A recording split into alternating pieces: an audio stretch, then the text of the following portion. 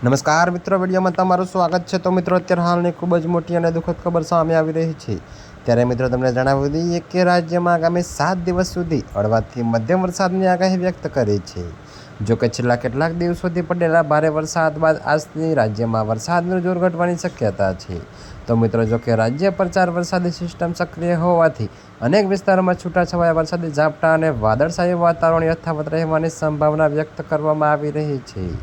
જી હા મિત્રો, અત્યારે હાલની આ ખૂબ જ મોટી ખબર સામે મળી રહી છે। ત્યારે મિત્રો, તમને વધુમાં વિગતવાર જણાવી દઈએ કે આજે કચ્છ, સૌરાષ્ટ્ર અને ઉત્તર ગુજરાતના કુલ 13 જિલ્લાઓમાં યલો એલર્ટ જારી કરવામાં આવ્યું છે। તો મિત્રો, આ જિલ્લાઓમાં ક્યાંક હળવાથી મધ્યમ તો ક્યાંક ભારે વરસાદના છૂટાછવાયા ઝાપટા પડી શકે છે। ત્યારે સ્થાનિક તંત્રને સતર્ક રહેવા સૂચના આપવામાં આવી છે અને નાગરિકોને હવામાનની આગાહી મુજબ જરૂરી સાવચેતી રાખવા અપીલ કરવામાં આવી રહી છે।